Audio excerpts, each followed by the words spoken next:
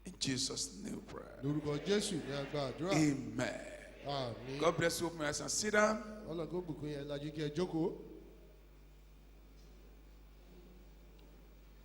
By the special grace of God, Nípa oore ọ̀fẹ́ Ọlọ́run, the Lord has finally delivered that sister. Ọlọ́run ti tú arábìnrin yìí sílẹ̀. Put your hand together for Jesus Christ. Pàtàkì fún Jésù Kristi. Your testimony is the next Ẹ̀rí rẹ ló kàn. that I want to listen to in this church. La fẹ́ fi gbọ́ nínú ìjọ. In the name of Jesus Ní orúkọ Christ. Jésù Kristi.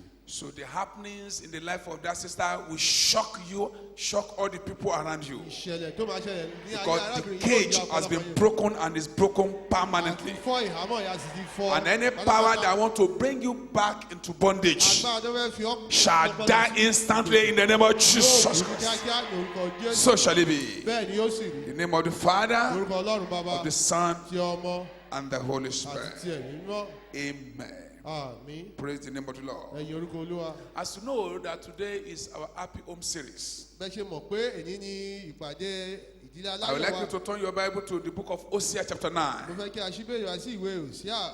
Hosea chapter 9, I want to read Òsíà few orí verses there, kẹsàn-án. Mo fẹ́ kí àwọn ẹsẹ̀ díẹ̀ and I want you díẹ̀. to pay attention. Mi ì fẹ́ kí ẹ fetí sílẹ̀. Hosea chapter 9, Ìwé Òsíà. I want Orí to take it from kẹsàn-án. verse 7. Mo fẹ́ kà á láti ẹsẹ̀ keje. When your home is under attack, Nígbà tí ilé rẹ bá wà lábẹ́ ìdojúkọ. when your home is under attack. Nígbà tí ilé rẹ bá wà lábẹ́ ìdojúkọ. Hosea chapter 9, Ìwé Òsíà orí verse kẹsàn-án 7. ẹsẹ̀ keje. The days of visitations are come. Ọjọ́ ìbẹ̀wò dé. The days of recompense are come. Ọjọ́ ẹ̀san dé. The days of visitation are come. Ọjọ́ ìbẹ̀wò dé. The days of recompense are come. Ọjọ́ ẹ̀san dé. Israel shall know it. Ísírẹ́lì yóò mọ̀. The prophet is a fool. Aṣiwèrè ni wòlíì náà. The prophet is a fool. Aṣiwèrè ni wòlíì náà. The spiritual man is mad Ẹni ẹ̀mí náà ń sínwín. for the multitude of the iniquity Nítorí ọ̀pọ̀lọpọ̀ ẹ̀ṣẹ̀ rẹ̀ and the great hatred. àti ìríra ńlá When the náà. Bible is talking this hard, Kí ni nǹkan tí Bíbélì ṣe ń sọ̀rọ̀ when you báyìí? look at it Tá a now, bá wo àyíká you will see báyìí. many prophets, they are mad Àárín fools. ọ̀pọ̀lọpọ̀ wòlíì wọ́n ti sínwín. People that Aṣiwèrè claim ni to be spiritual, they are mad. àwọn tó ń sọ pé àwọn jẹ́ ti ẹ̀mí wọ́n Have you sínwín. seen it in your Bible? Let's look at it again. So that you not see that this Tẹ́ ẹ man bá is ti one rí saying it. wípé Look at èmi mò ń it. sọ ẹ wò ó. This is the time Bible is talking about. Àkókò tí Bíbélì sọ rèé. Hosea chapter 9, Ìwé Òsíà orí kẹsàn-án verse 7. ẹsẹ̀ keje. The days of visitation are come. Ọjọ́ ìbẹ̀wò dé. The days of recompense are come. Ọjọ́ ẹ̀san dé. Israel shall know it. Ísírẹ́lì yóò mọ̀. The prophet. Aṣiwèrè. Can you see prophets in your Ẹ Bible? lè rí wòlíì bẹ́ẹ̀. I can't hear you Mi now. lè gbọ́ yín báyìí. If you can see, let me see your Tó hand. bá lè rí Good. jẹ́ rí ọwọ́ rẹ. Wòlíì náà. Because this quietness is making me to be afraid. Bẹ́ẹ̀ ṣe tutù yìí ó jẹ́. Can you see prophets? Yẹ lè rí wòlíì bẹ́ẹ̀. So I'm not attacking your prophets, Mi ìdojú ṣe. but I'm reading the Bible. Mo ń ka Bíbélì mi ìdojúkọ And I wòlíì. will try to explain Mo sì ń gbìyànjú the láti reason why ṣàpèjúwe. Bible says the prophets are fools. Ìdí tí Bíbélì sọ pé àwọn wòlíì yìí pé òmùgọ̀ ni wọ́n. The prophet is a fool. Aṣiwèrè ni wòlíì náà. The spiritual man is mad Ẹni ẹ̀mí náà ń sínwín. for the multitude of thy iniquity Nítorí ọ̀pọ̀lọpọ̀ and ẹ̀ṣẹ̀ the rẹ̀ great hatred. àti ìríra ńlá náà. Why is it that Bible is saying the prophet is a fool? Sọ pé And the spiritual man is mad. Àti ẹni Why? ẹ̀mí sínwín ní kíni ìdí. They are not telling people the truth. Wọ́n ò sọ òtítọ́ fún àwọn èèyàn. They are telling people what they think the people want to hear. Wọ́n sọ nǹkan tí wọ́n rò bẹ́ẹ̀ pé àwọn èèyàn fẹ́ They gbọ́ are ló ń sọ telling fún wọn. people what they want to hear so that they can come to church. Wọ́n sọ nǹkan táwọn èèyàn fẹ́ gbọ́ kó ba lè wá sílé They are ìjọsìn. not saying the mind of God to people. Wọ́n ò sọ ọkàn èèyàn fún àwọn èèyàn. They are telling people it is well when it is nowhere. Wọ́n sọ pé ó dára nígbà tí kò They are dára. telling people there's no problem where there's serious Wọ́n problem. sọ pé kò sí ìṣòro ìgbà tí ìṣòro ńlá They are wà. telling people there's safety community where there's danger. wọ́n sọ fún àyàn pé ààbò wà nígbà tí They are ewu not wà. saying the mind of God. Wọ́n sọ ọkàn And that Ọlọ́run. is the Bible said they are fools. Torí ẹni bẹ́ẹ̀ ṣe pọ̀ ní And the aṣiwèrè. spiritual man too is mad. Àti ẹni ẹ̀mí náà ń He's síwí. mad because of the gain that's going to get. Ó ń síwí torí èrè tí ó fẹ́ And it's gbà. not representing Almighty Kò God. dẹ̀ ṣe aṣojú It's Ọlọ́run rárá. representing the congregation. Ó ń ṣe aṣojú And that is ìjọ. why that is spiritual man is mad. Torí ẹ̀ nígbà tí ẹni ẹ̀mí bá síwí. I pray for you. Mo gbàdúrà The fún ọ. madness of spiritual men, Ìsíwí ẹni ẹ̀mí. the foolishness of the prophets Aṣiwèrè àwọn tí will wọ́n not ní. catch you in the name of Jesus Christ. Ní orúkọ Jésù. When somebody is telling you Tẹ́nìkan bá ń sọ fún ọ. that grace cover the sin you are going to Kí commit, lóore ọ̀fẹ́ bó ẹ̀ṣẹ̀ tí and wọ́n you are yóò dá. planning it and you are living in Ó it, ti dé nínú rẹ̀. that prophet is mad. Wòlíì síwí. And that spiritual man is Ẹni mad as ẹ̀mí well. náà, ó I náà pray síwí. for you. Mo gbàdúrà The fún ọ. madness of that spiritual man ẹni and the ẹ̀mí. foolishness of that prophet Aṣiwèrè will not wòlíì take you náà. to hellfire in the name of Kò ní Jesus bá Christ. Ọlọ́run àpáàdì ní orúkọ Jésù Kristi. Let's continue. Ẹ̀yà tẹ̀síwájú. Verse 8. Ẹsẹ̀ kẹjọ. The watchman of Ephraim Olùṣọ́ Éfráímù was with my God, wá pẹ̀lú Ọlọ́run. but the prophet is a snare Ṣùgbọ́n òkun of a pẹ́pẹ́yẹ fowler ni wòlíì in náà. all his ways, Ní ọ̀nà rẹ̀ gbogbo. and hatred in the house Àti of his ìrẹsì God. ilé Ọlọ́run rẹ̀. They have deeply corrupted Wọ́n themselves ti bà ara wọn as jẹ́ the days púpọ̀ of Gibeah. bí ilé ọjọ́ Gíbíà. Therefore, he will remember their iniquity. Nítorí náà, ó rántí He will àìṣedéédé visit wọn. their Yóò sins. bẹ ẹ̀ṣẹ̀ wọn wò. I find Israel like grapes Mo rí Ísírẹ́lì bí èso in the àjàrà wilderness. ní aginjù. I saw your fathers Mo rí àwọn bàbá at the yín first fruit of the bí fig tree àkọ́kọ́ nínú igi ọ̀pọ̀tọ́. at our first Ní time, àkọ́so but rẹ̀. they went to Baal-peor Bọ̀ wọ́n tọ and separated themselves unto their Wọ́n sì shame. ya ara wọn sí ìtìjú náà. And the abomination were Ohun according ìríra wọn as they sì loved. gẹ́gẹ́ bí wọ́n ti fẹ́. As for Ephraim, Bí ó ti ṣe ti their Éfráímù, glory shall fly away ògo wọn yóò like fò a lọ bird bí ẹyẹ from the birth láti and ibi from the womb àti láti inú and from the conception. àti láti ìlóyún. Though Bí they bring up their wọ́n children, tilẹ̀ tọ́ ọmọ wọn dàgbà. yet Ṣùgbọ́n will I bereave them, èmi ó gbà wọ́n. that there shall not be a man left. Ìwọ kì yóò kù Yea, ènìyàn kan. woe Lóòótọ́, also to ègbé them ni fún wọn when I pẹ̀lú depart nígbà tí from wọ́n bá them. kúrò lọ́dọ̀ wọn. I pray Mo gbàdúrà in your ní lifetime, ìgbésí ayé you rẹ. will not use your hand and bury any of your O ní children. fi ọwọ́ rẹ gbé ọmọ rẹ sí o. In the mighty name of Jesus Ní orúkọ Christ. Jésù Look Kristi. at verse 13. Wo ẹsẹ̀ kẹtàlá. Ephraim, Éfráímù as I saw mo Tyrus, ti rí is Tírísù planted in a pleasant place. tí ó gbìn síbi But dáradára. Ephraim shall bring forth his children Éfráímù yóò to bí the ọmọ rẹ̀ murderer. fún apànìyàn. To the murderer. Fún apànìyàn. Look at verse 14. Wo ẹsẹ̀ kẹrìnlá. Give them, Fún wọn, O Lord, Olúwa, what will thou give? lóhun tí ìwọ yóò fún ọ. Give them a miscarrying womb Fún ọ ní ìṣẹ́nu and dry breasts. ìṣẹ́nu àti ọmú When gbígbẹ. you look at it, Tàbá you wò ó. find that these are the things that are happening in the families. Àwọn kan tí ó ṣẹlẹ̀ ní àwọn ẹbí rẹ̀. Look at verse 15. Wo ẹsẹ̀ kẹẹ̀dógún. And their wickedness Gbogbo ìwà is búburú in wọn. Gilgal, Bẹ ní for Gígálì. there I hated them Nítorí bẹ́ẹ̀ ni mo for the kórìíra wọn. wickedness of their doing. Nítorí ìwà búburú I ìṣe will wọn. drive them out of my Èmi yóò house. lé wọn kúrò ní I ilé will mi. love them no more. Èmi kì yóò fẹ́ràn All wọn their mọ́. princes Gbogbo are ọmọ aládé wọn refuters. ni ọlọ́tẹ̀. Ephraim is smitten. Àlù Éfráímù. Their root is dry up. Gbogbo wọn gbẹ. They shall bear no fruit. Wọn kì yóò so Yea, èso. though they bring forth, Bí wọ́n tilẹ̀ bí ọmọ. here will I slay Èmi yóò pa even the ayọ̀ beloved fruit of their èso womb. inú wọn. My God Ọlọ́run will cast them away yóò sọ wọ́n nù. because they did Nítorí not hearken. wọn kò fetí Because they sí did not tirẹ̀. hearken. Nítorí wọn kò fetí sí Unto him. tirẹ̀. My God Ọlọ́run shall cast them away yóò sọ wọ́n nù. because Nítorí they did not hearken unto him, wọn kò fetí sí tirẹ̀. and they shall be with wanderers Wọ́n sì di among the nations alárìn kiri láàrin àwọn kìnìún. when home is under. Nígbà tí ìdílé kan bá wà lábẹ́ ìdojúkọ, You can see ẹ lè rí the anger of the Lord ìbínú Ọlọ́run against homes. lòdì sí àwọn ìdílé. Why? Kí ni ìdí? They did not hearken Wọn ò gbọ́ràn to the voice sí ohùn of their maker. olùṣẹ̀dá wọn. They refused to listen Wọ́n kọ̀ láti fetí sílẹ̀ to the voice sí ohùn of their creator. olùṣẹ̀dá wọn. They have forgotten Wọ́n ti gbàgbé that God ìgbà Ọlọ́run is the author òun ni of marriages, ẹni tó ń ṣe is the ìṣẹ̀dá head ìgbéyàwó lórí of homes, ti ilé. is the one Òun in nìkan charge. ló ń darí. And when you look at this place where Tẹ bá wo ibi tí a it's kà yìí, harsh,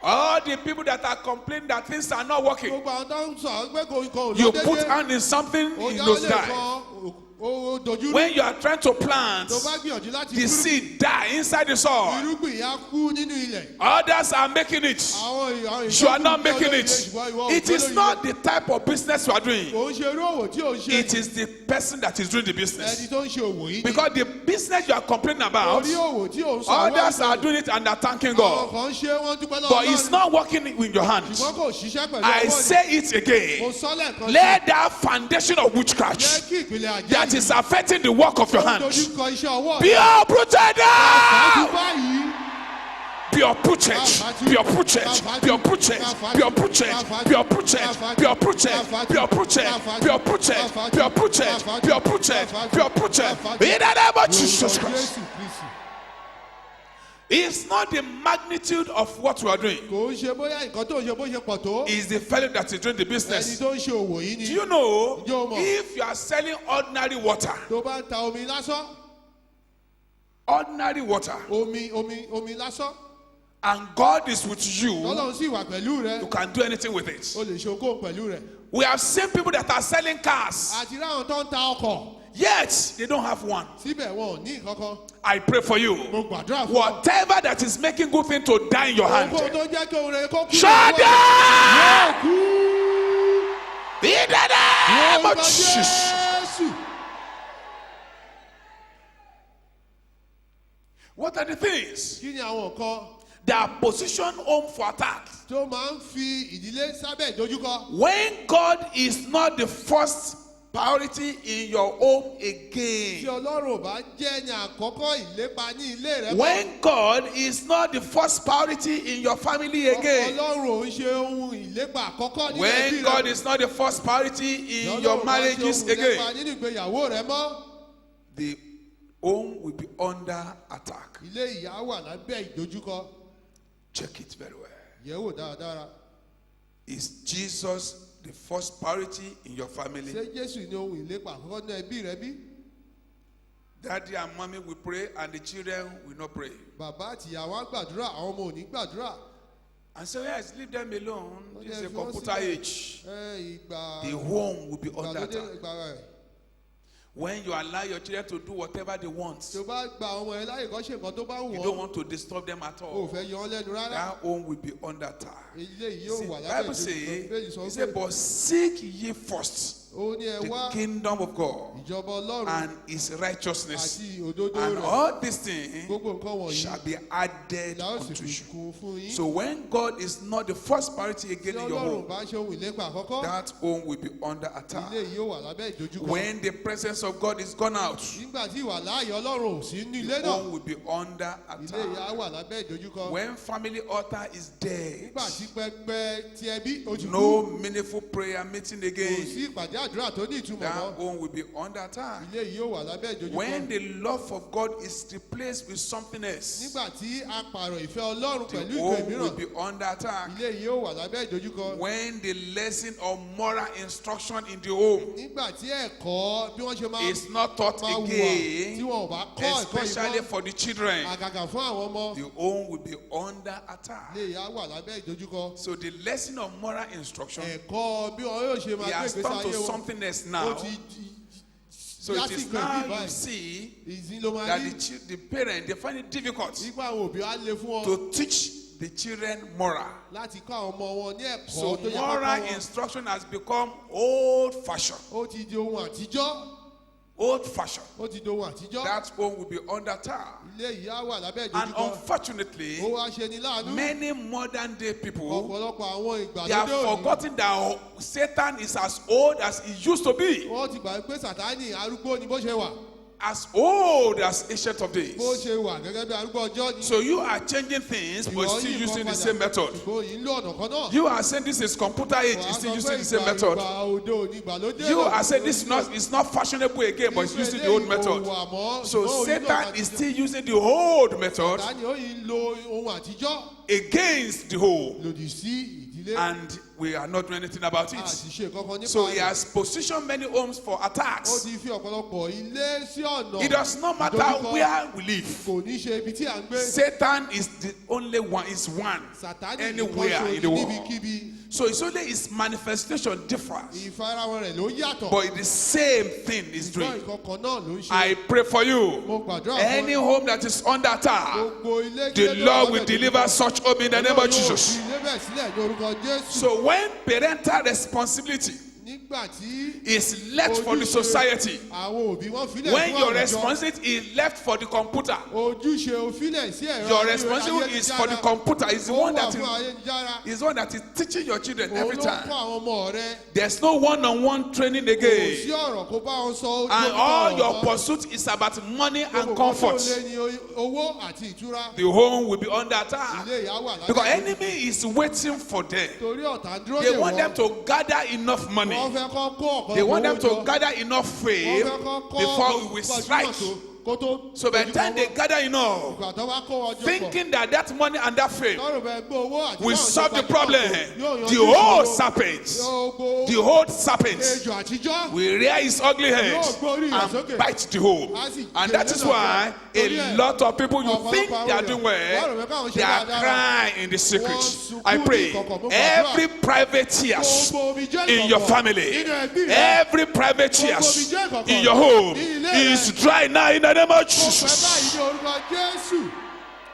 What some children are doing, Nǹkan tí àwọn ọmọ kan ṣe. even the parent cannot say it. Àwọn òbí It's pàápàá wọn a lè big ṣe. shame. Ó jẹ́ ìtìjú Big ńlá. shame. Ìtìjú ńlá. Big shame. Ìtìjú ńlá. When your children are saying that what you are doing to serve God is archaic, Ìgbà tí is nǹkan táwọn old òbí rẹ fashioned, sọ pé you are nǹkan old tó yẹ láti school, ọlẹ́ ohun àtijọ́ and you ní allow òkú. them Oṣù to kan do láyè any other láti thing, ṣe by nǹkan the tó time kù. they bring problem, Ìgbà tó bá you mú will ìṣòro wá, not be able to say o ò ní lè it. A sọ. lot of parents, Ọ̀pọ̀lọpọ̀ they are òbí, crying in the wọ́n secret. sunkún ní I ìkọ̀kọ̀. pray for any Mo parent gbàdúrà fún that ọ̀pọ̀lọpọ̀ care to bíbí say amen. tó fẹ́ sọ I àmín. say your private Mo tears ní omijé shall ìkọ̀kọ̀ rẹ. dry up in the name of Yóò gbẹ ní Jesus. orúkọ Jésù.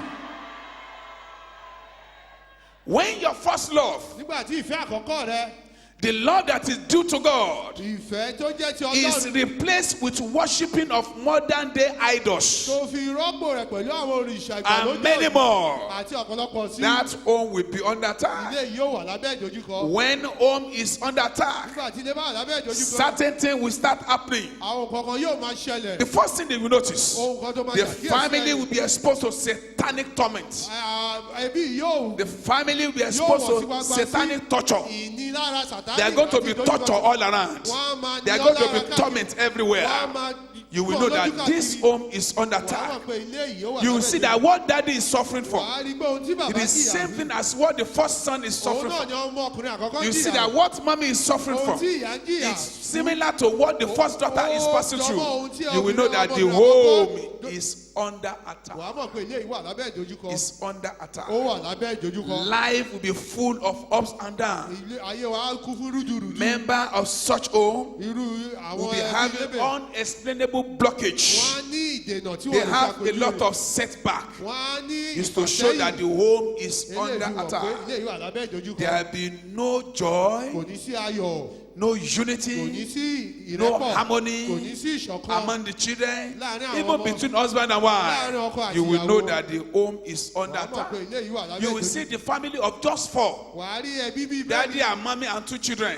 Bàbá and àti there's àwọn ọmọ mẹ́rin. serious disunity. Kò sí The ìṣọ̀kan. first child Ọmọ àkọ́kọ́. is not in agreement with the second Kò child, bá ọmọ kejì ṣe. and daddy and mommy is going part ways. Bàbá àti ìyá You àwọn know náà that the wọ́n home kíra is wọn. under Ẹ attack. mọ̀ pé ilé yìí wà lábẹ́ A ìdojúkọ. lot of things that people cannot imagine Ọ̀pọ̀lọpọ̀ nǹkan táwọn is èèyàn what lè people are rò nípa passing rẹ̀. through in their homes. Òun làwọn èèyàn ń là I kọjá ní pray ẹ̀rọ. for you again. gbàdúrà fún ọ The lẹ́ẹ̀kan. Lord will deliver your home in the name of Ọlọ́run yóò Jesus. fi ilé rẹ̀ sílẹ̀ ní orúkọ I Jésù. say the Lord will deliver your home in the name of Ọlọ́run yóò fi Jesus. ilé rẹ̀ sílẹ̀ ní orúkọ Jésù. When member of such home Nígbà tí irú ẹni tó wá láti Member irú of such ìdílé family irú ẹni tó wá láti irú ìdílé will be báyìí, carrying evil mark on their body, wọn yóò ní àmì ibi the ní ara mark wọn. of hatred, Àmì àmì ìkórìíra. Mark of negative recognition. Ìdánimọ̀ ọ̀nà òdì. Mark of negative recognition. Ìdánimọ̀ ọ̀nà òdì. When you carry the mark of negative recognition, Tó bá ní àmì ìdánimọ̀ ọ̀nà they òdì. recognize you negatively. Wọ́n á dá ọmọ lọ́nà They òdì. use negative thing to recognize you. Ìkó òdì ló máa fi máa dá ọmọ. And the thing is passing to the children.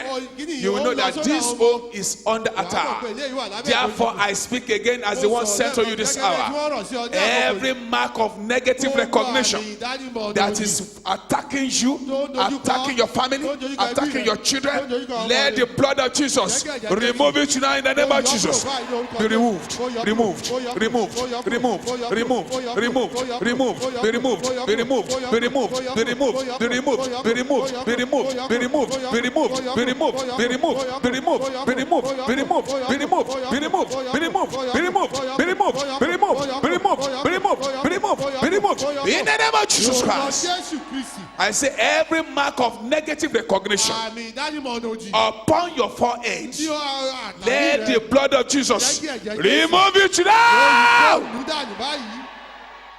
Remove it now. Olùdánù báyìí. Remove it. Removed. Removed. Removed. Removed. Removed. Removed. Be removed now. In the name of Jesus Lórúkọ Christ. Jésù Kristi. Such Irú ilé báyìí. the member will have dry life, Àwọn ẹbí Hard wọn á life. ti lé gbígbẹ. hard Ayé life, gbígbẹ, ilé tó le. lack of favor Àìní ojú rere. be common in such Yóò home. jẹ́ ohun tó wọ́pọ̀ ní ìlú The ìdílé. home will be exposed Ilé ẹ̀ yóò wọ̀n to witchcraft arrows, fún ọfà jẹ́ left, right, and center. lọ́tún lósì You will lọ́jọ́ know àti ẹ̀yìn wá that mọ̀. that marriage, Ìgbé ìgbéyàwó that yìí, home ilé yìí, is under ó wà attack. lábẹ́ ìdojúkọ. Family member Àwọn ẹbí will yìí be expressing failure, wọ́n máa ní ìrírí ìkùnà. failure, Ìkùnà. failure, Ìkùnà. failure Ìkùnà. in their Nínú marriages, ìgbéyàwó wọn. failure Ìkùnà. in their businesses, Nínú ọ̀rọ̀ òkúkọ́dọ̀ failure wọn. in their Ìkùnà. academics. Nínú As daddy ìgbésẹ̀. is failing in the business, Bí bàbá ṣe kùnà nínú òwò. mommy is failing in the office, Màmá ìyá náà children kùnà too, nínú they are ibi iṣẹ́. failing in their Àwọn schools. ọmọ náà tún kùnà ní So ilé daddy ìwé. will have enough woes of failures.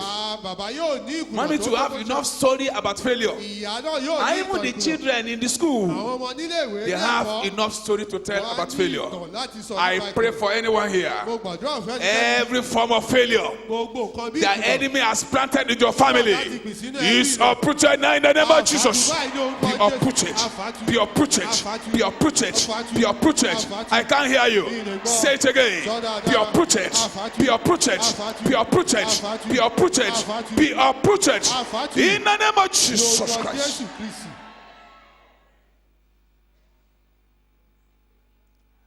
How do you stop this attack? Báwo ni máa dá ìdojúkọ ìdúró?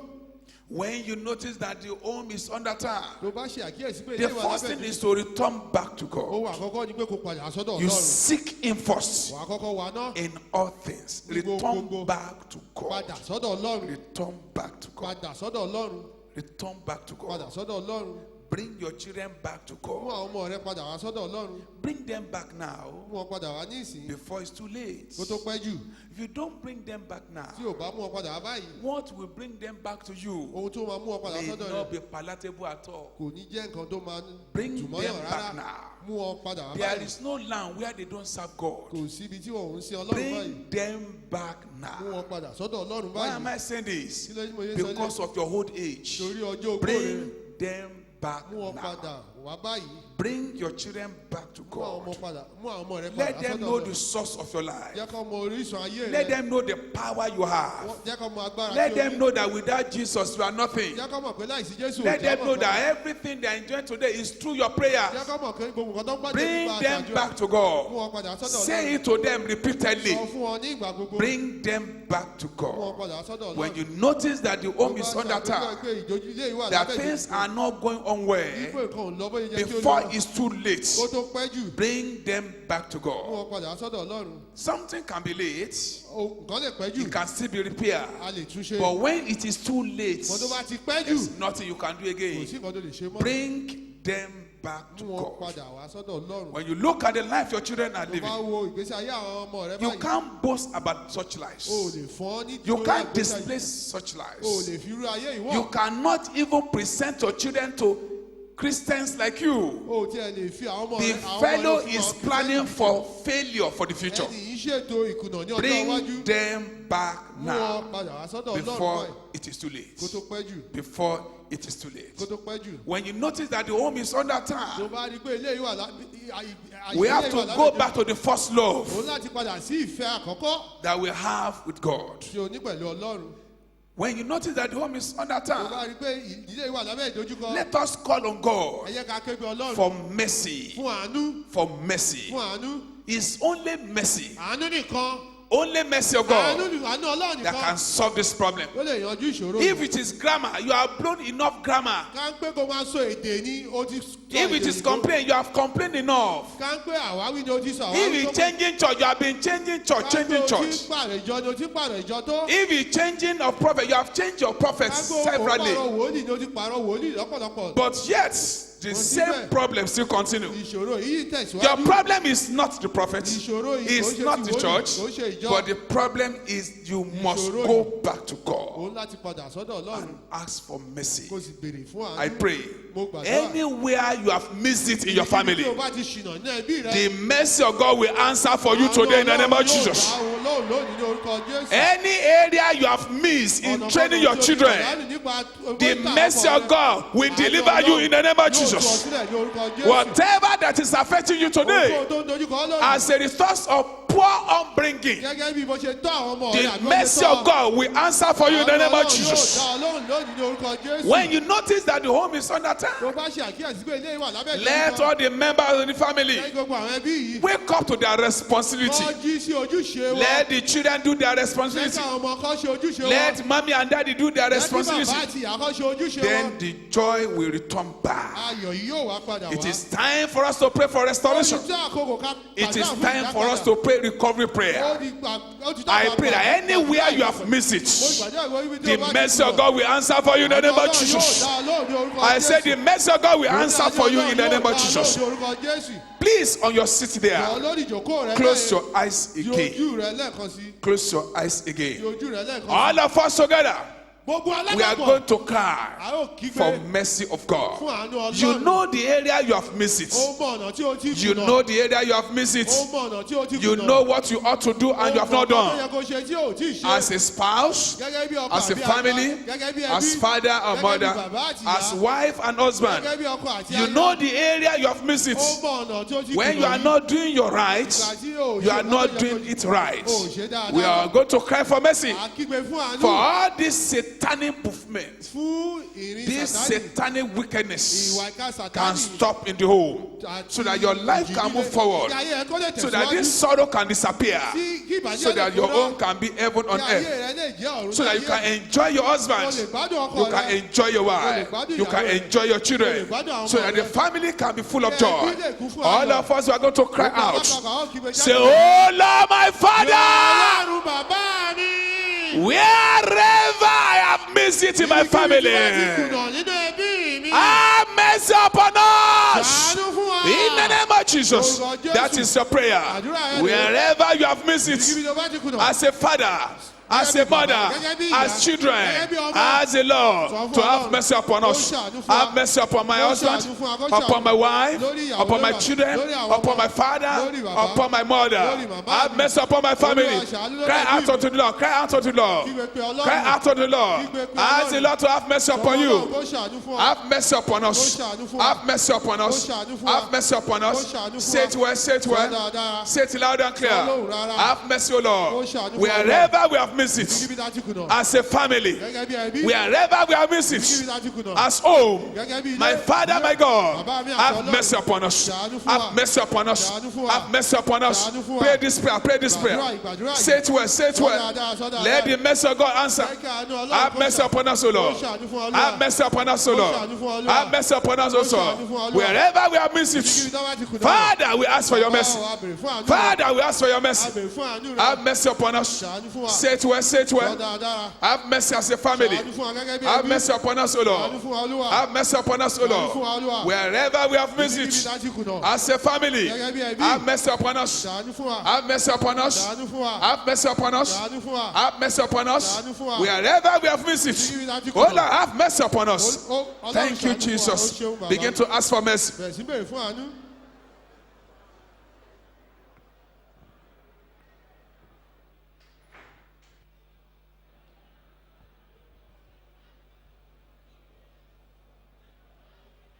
In Jesus' mighty name, it is done.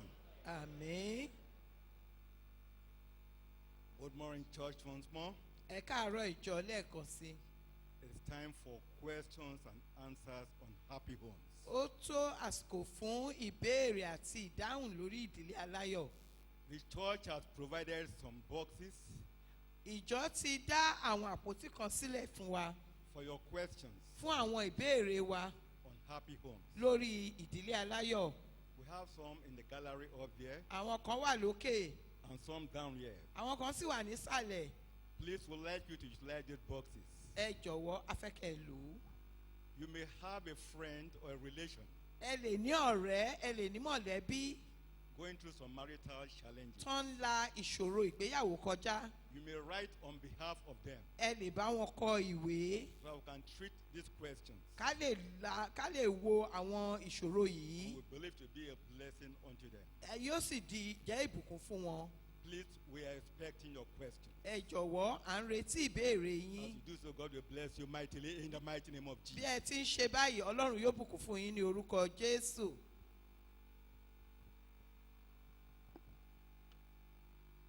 Shout hallelujah. Hallelujah. Praise ye the Lord.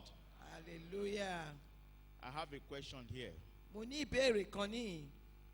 A sister have asked this question. Arábìnrin kan ló béèrè. It says, where is the best place to find a good husband? Wọ́n ní ńbo ló dára jù láti rí ọkọ tó dára. And where can one go to get connected to a good husband? Ńbo as a láti woman? lè rí ìbásopọ̀ tó dára pẹ̀lú ọkọ tó dára. Well, I want to say that it is not only the sisters that need good husbands. Kì í ṣe àwọn obìnrin wa nìkan náà nílò ọkọ tó dára. The men too, they need good wives. Àwọn ọkùnrin náà wọ́n nílò So- ọkọ tó dára. I want to re-engineer the question. Mo fẹ́ tún Where is the ìbéèrè yẹn best ṣe. place? Where is the best place Níbo ló dára jù to get a good husband láti rí ọkọ tó dára and a good wife? àbí ìyàwó tó dára? Now, I want to start by saying that generally, many people have this erroneous belief Ọ̀pọ̀ ló jẹ́ pé èrò wọn kò lọ déédéé. that the best place to get a good wife and a good husband is in the church. Wọ́n rò wípé ilé ìjọsìn nìkan ló dá láti lè rí ọkọ tó dára And because àbí of- ìyàwó tó dára. And because of this, many people are into terrible marriage now.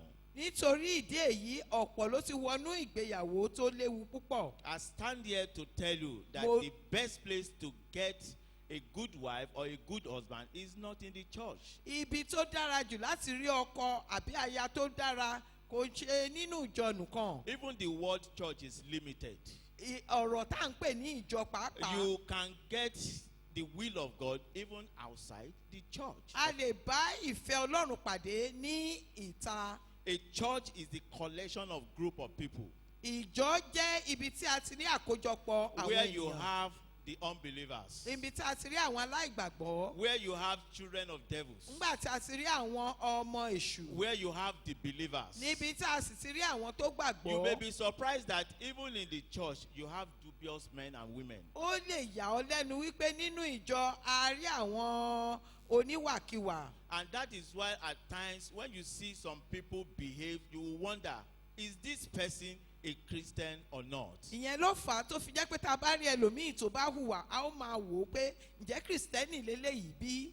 So, where is the best place then to get a good husband? Níbo ló dára jù láti rí ọkọ tó Okay, dára? quickly open your Bible to the book of John. Ẹ jẹ́ ká ṣí Bíbélì wa I will tell you Sí. the best place to get a good husband and a ìwé good wife. Jòhánù wọ́n sọ ibi tó dára jù fún yín. John láti chapter 3. Jòhánù orí kẹta. The book of John chapter 3. Gospel. The book Jòhánù of John. The Gospel of John chapter 3. orí kẹta.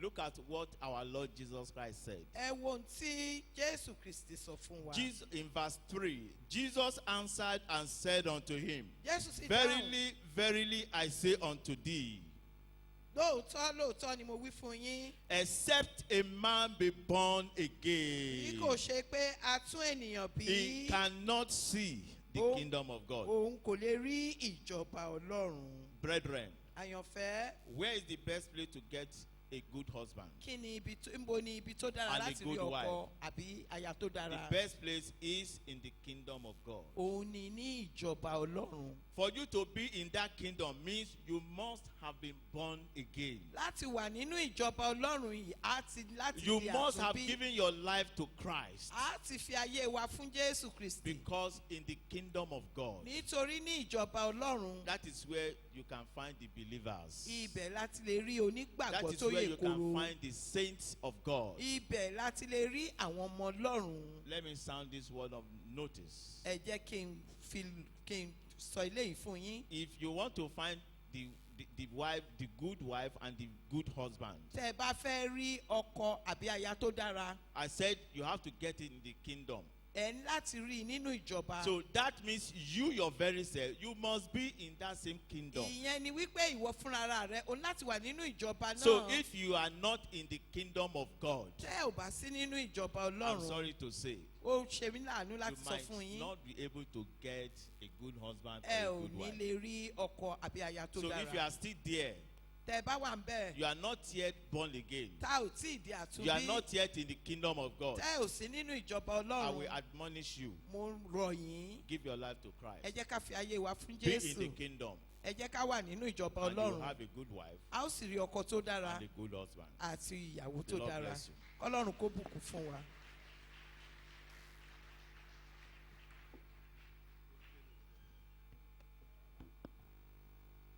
Good morning, church. Ẹ kú òwúrọ̀ ìjọ. I have a question before me. Mo ní ìbéèrè ní iwájú mi. I read. Tó kà báyìí pé, Is it good as a Christian ṣó dára gẹ́gẹ́ bí Kìrìsìtẹ́nì to date a man láti máa tẹ̀lé ọkùnrin kan that drinks and smoke?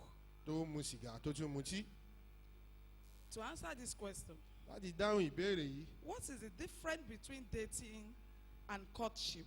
kí ni ìtumọ̀ tó wà láàárín kó máa tẹ̀lé ọkùnrin yìí àbí kí ó The jẹ́ gẹ́gẹ́ bí people- ìyàwó The people àfẹ́sọ́nà? of the world, Àwọn èèyàn ayé yìí, they use dating. wọ́n máa ń lò pé bóyá òun tẹ̀lé ẹnìkan. And in that dating, Nínú ìtẹ̀lé ẹni yìí, anything that is not of God ohunkóhun tí òun ṣe ti Ọlọ́run can happen ó lè ṣẹlẹ̀ because we are dating. torí à ń tẹ̀léra wa ni. In a situation, Nínú ipò kan, you find a sister wàá rí arábìnrin because of dating. torí pé ó ń tẹ̀lé You èèyàn. followed a man to an hotel Á tẹ̀lé ẹnìkan lọ, ọkùnrin kan lọ sílé ìṣúra to do what? láti ṣe kí ni? And the Bible says that Bíbélì sọ wípé marriage is honorable ìgbéyàwó jẹ́ ohun and the ọlọ́lá bed undefiled. àti a ò gbọ́dọ̀ bà àkéte wọn jẹ́. But as a child of Wọ́n God, gẹ́gẹ́ bí ọmọ Ọlọ́run, you have to go through courtship. òun láti la And ìbánidọ́rẹ̀ẹ́ during kọjá. that courtship, Nígbà ìbánidọ́rẹ̀ẹ́ yìí, you should not be found where that is, that is not exposed. a ò gbọ́dọ̀ rí ọ níbi And you tí should not be in a room together. ẹ̀jẹ̀ gbọ́dọ̀ wà ní yàrá kan náà papọ̀ Doing what? láti máa ṣe kí ni? Praise the Lord. Ẹ̀yin orúkọ Olúwa. Praise the living Jesus. Ẹ̀yin orúkọ Olúwa. As a child of God, Gẹ́gẹ́ bí ọmọ during Ọlọ́run, courtship, nípa ìbánidọ́rẹ̀ẹ́ as àbí a virgin, remain as a virgin tó bá jẹ́ wúńdíá wàá wà bí wúńdíá until when you get married, títí dìgbà tó bá ṣe ìgbéyàwó that your husband tí ọkọ rẹ̀ will be able to do whatever he has to do with you. ó lè ṣe nǹkan tó As fẹ́ the ṣe pẹ̀lú ẹ̀ husband, gẹ́gẹ́ bí ọkọ. And to this sister that wrote this question, Sí arábìnrin tó kọ ìwé yìí, she said a Christian. ó sọ pé Kìrìsìtẹ́nì The Bible says bí sọ pé that what do you as a child of God pé kí ni ìwọ gẹ́gẹ́ bí ọmọ Ọlọ́run have with darkness, ló ní í ṣe pẹ̀lú òkùnkùn with an unbeliever? pẹ̀lú We see aláìgbàgbọ́. that in 2 Corinthians 6:14. A máa ń rí eléyìí ní ìwé Kọ́ríńtì kejì orí We kẹfẹsẹ̀ should kẹrin. not, mingle ourselves with unbelievers. kò jẹ́ ká bára dàpọ̀ pẹ̀lú And at the same aláìgbàgbọ́. time, some sisters Nígbà have kan náà. this motives àwọn arábìnrin yìí wọ́n that máa ń you ní èrò can marry mìíràn an unbeliever. igbe olùgbé That aláìgbàgbọ́ after the marriage, pé lẹ́yìn ìgbéyàwó I'm yìí going to convert him. máa yí padà.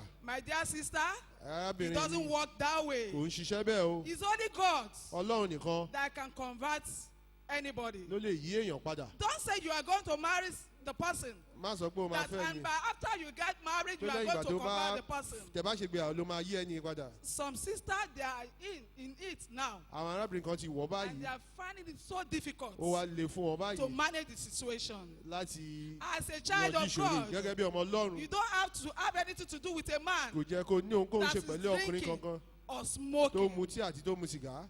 That is not of God. eléyìí ń ṣe ti ọlọ́run. I pray mo gbàdúrà that that sister, pé ìwà arábìnrin yìí when you pray, tó bá gbàdúrà God, ọlọ́run in His infinite mercy, nínú àánú rẹ̀ will direct you, yóò darí rẹ̀ will connect you yóò sọ ọ́ to your pọ̀ own divine husband. sí ọkọ àtòkèwá That rẹ̀ will do the will of God. tí yóò ṣèfẹ́ That will ọlọ́run not go contrary to what God tí said ò we ní should ṣe ohun not tó do. lòdì sí nǹkan tí ọlọ́run ní In kí a the ṣe mighty name of ní Jesus. orúkọ jésù Praise the living ẹ̀yin Jesus. orúkọ olúwa.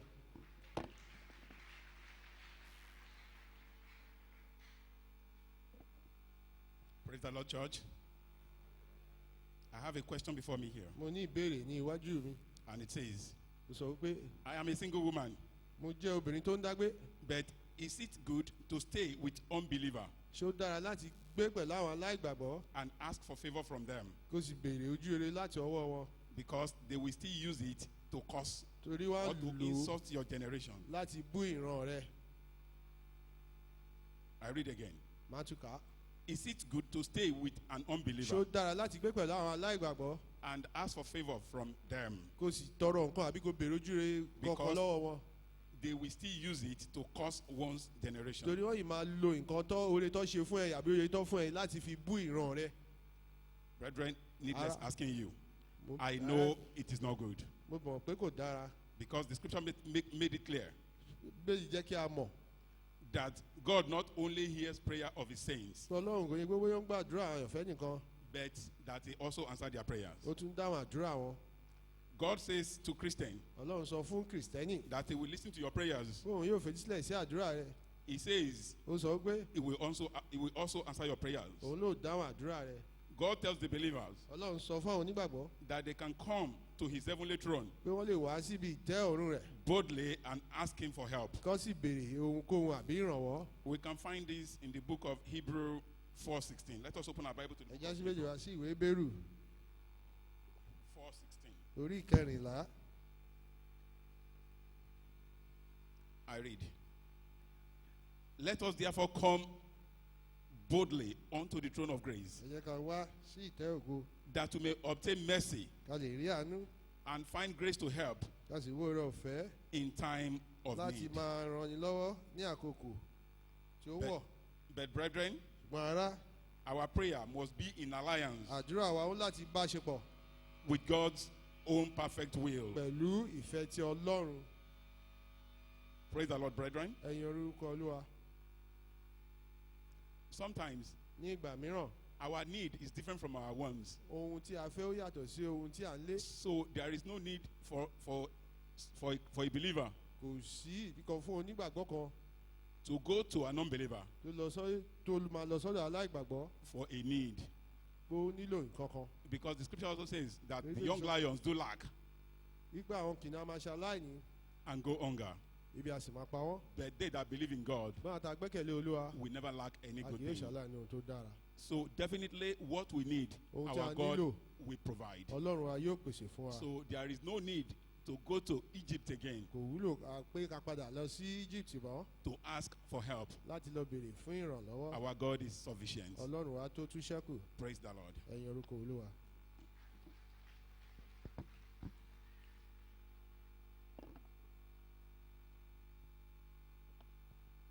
Brethren, àyànfẹ́, We'll now end our questions and answers in this particular point. a ó parí ìbéèrè àti ìdáhùn náà ní I ìpele. pray Mo gbàdúrà that the sweet wine in your homes wípé ọtí dídùn nínú ilé yín shall never run dry. pé kò ní gbẹ In the mighty ní name of orúkọ Jesus. Jésù.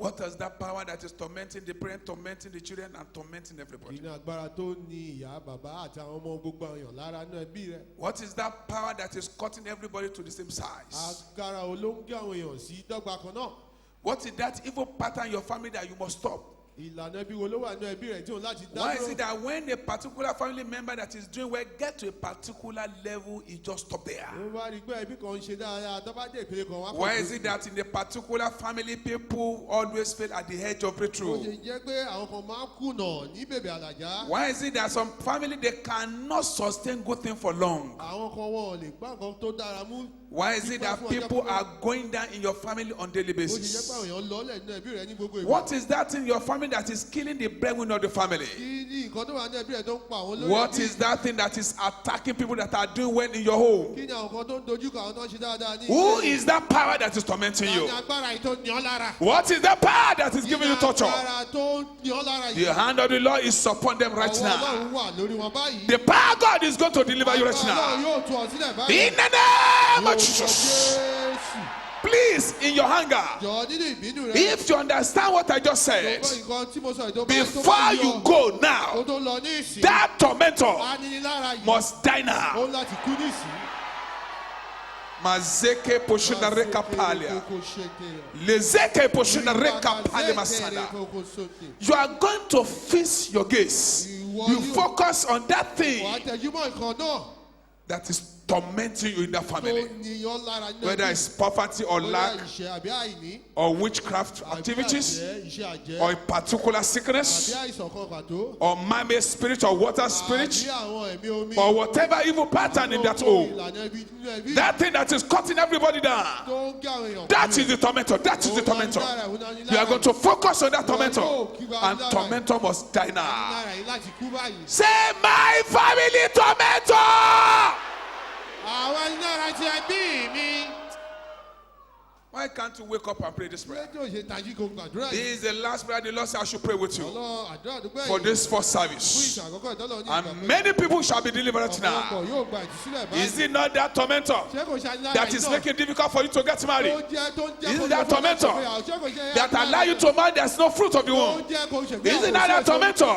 anílára You yìí? marry, you have children, there's nothing to feed them with. Ṣègbéyàwó Is it not that lọ́wọ́ fún tormentor ọmọ that is Ṣé kò ṣe making anílára yìí? everybody to pass through the same Tó torment? jẹ́ kí àwọn èèyàn la Is it ìgbéyàwó? that tormentor Ṣé kò ṣe anílára that is yìí? supervising that sickness in your family? Is it that tormentor that is pulling you down at a particular height? Say, my family tormentor! Ti ẹbí mi.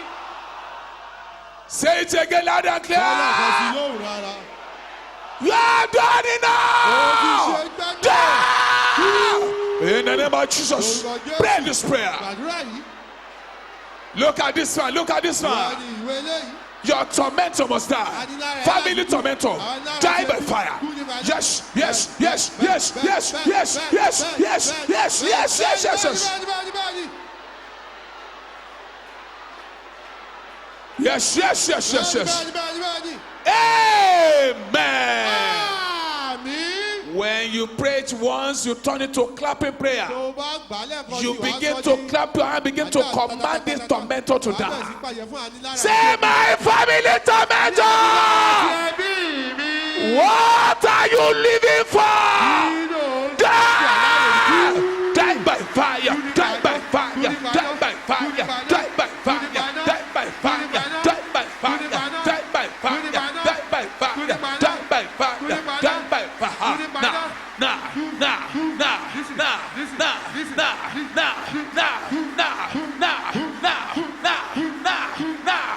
Continue, continue, continue, continue, continue, continue, continue. What limited your father will not limit you. What limited my father will not limit me. What destroyed my father will not destroy me. What destroyed my mother will not destroy me. Mazeka lezeke poshuna. Family tormentor. Family tormentor. Live my life. Live me now. Live me now. Live me now. Live me now. Live me now. Live me now. Live me now. I'm a child of God. Live me now. I'm born again. Mazeka legalo zeke poshuna. Mareka logalo shunarea. Mareka logabo shunareka poria. Mareka lezeke poshunareka poria. Release her, release her, release her, release her. Release him, release him, release his family. Release this family, release this family. Release this family, release this family. Amen. Àmín. Father, in the name of Bàbá Jesus, ní orúkọ Jésù. I speak against this tormentor. Mo sọ̀rọ̀ lòdì sí àwọn anilára yìí. You, this tormentor that punished the father, Ìwà tó fìyà jẹ bàbá. and you are still looking for the Mo children. tún wá àwọn ọmọ. Die in the name of Kú ní Jesus. orúkọ Jésù. You, this tormentor Ìwà anilára yìí. that is making people to run mad Tó ń jẹ́ kí àwọn èèyàn kí wọ́n máa in this sí. family. Ní ẹ̀mí yìí. Die in the name of Jesus Kú ní orúkọ Christ. Jésù Kristi. Every cord of tormentor in this home, Gbogbo break fọ́. in the name of Jesus Christ. Jésù Kristi. Let your family receive Jẹ́ deliverance. kí ẹbí rẹ gba ìtúsílẹ̀. Let your children receive Kí ọmọ deliverance. rẹ gba ìtúsílẹ̀. Let your husband and wife receive Kí deliverance. ọkọ tá ẹ̀kọ́ gba ìtúsílẹ̀. Let your home receive Ilé rẹ deliverance. gba ìtúsílẹ̀. This week, Ní ọ̀sẹ̀ yìí, as you go, bó ṣe ń lọ, no kò sí accidents. àjálù fún ọ. You will not be involved in plane O ò ní crash. wà nínú bàálù tí yóò fara pa. You will not be O sorrowful. ò ní dẹ́nu ìbànújẹ́. You will not cry. O ò ní ṣubú. In the name of Jesus Lórúkọ Christ. Jésù Kristi. As this year is running to an Bí end, ọdún yìí ṣe ń lọ sọ́pìn. your life will not run to an end in the name of Jesus. Ní orúkọ Jésù. I pray and I prophesy Gbàdúrà mo sì sọ tẹ́lẹ̀. that power that want to cut you down suddenly in your family shall die in the name of Jesus. Ní orúkọ Jésù. Receive life, Gba ìyè. receive protection, Gba ààbò. receive safety, Gba ìdásí. receive provision Gba ìpèsè. in the name of Ní orúkọ Jesus. Jésù. All your desire for this end of the year, Ìpinnu fún òpin ọdún yìí. let it be granted now in the name of Jesus Christ. Kó wá sí ìmúṣẹ báyìí lórúkọ It shall be well with you. Yóò dára fún ọ. It shall be well with Yóò you. dára fún ọ. It shall be well with Yóò you. dára fún ọ. As you're going, Bó ṣe ń lọ. go into your favor. Lọ pẹ̀lú ojú rere rẹ. Go into your favor. Lọ pẹ̀lú sínú Go ojú rere. into your Lọ favor. sínú ojú rere rẹ. Go and meet favor. Lọ kí o lọ bá ojú Go rere pàdé. and meet favor. Lọ kí o lọ bá ojú rere pàdé. Go and meet Lọ kí o favor. lọ bá ojú rere pàdé. In the name of Jesus Christ, I cover you all with the blood of Gbogbo Jesus. pẹ̀lú ẹ̀jẹ̀ Jésù. Thank you, wonderful Father. Ṣé bàbá ìyá ni? In Jesus' name we pray. Lórúkọ Jésù ni a gbàdúrà. Amen. Àmín. The grace, Lórí ọ̀fẹ́. grace of Lórí our Lord ọ̀fẹ́ Jésù Jesus Olúwa. Christ, Ìfẹ́ the mọ́ love ti of God, Ọlọ́run the àti fellowship of the ìdàpọ̀ Holy ti Spirit, ẹ̀mí mọ́. be Ó with us sọ̀kalẹ̀ now, fún ọba gbé láti là sí forevermore. láéláé. Àmín. Amen. Nítòótọ́, rírà ta ni yóò máa tọ̀ á lẹ́yìn lọ́jọ́ The ayé days wa of our gbogbo. So Àwọn then yóò the sì máa earth gbé to wa Lord títí láé. forever and ever. Àmín. Shout hallelujah. Ẹ kí hallelujah. Another hallelujah. Hallelujah mìíràn. A wonderful hallelujah. You are the Ìwọlẹ̀ best. tó dára jù. And I love you Mo all. sì fẹ́ràn gbogbo. Thank you. Ẹ ṣé.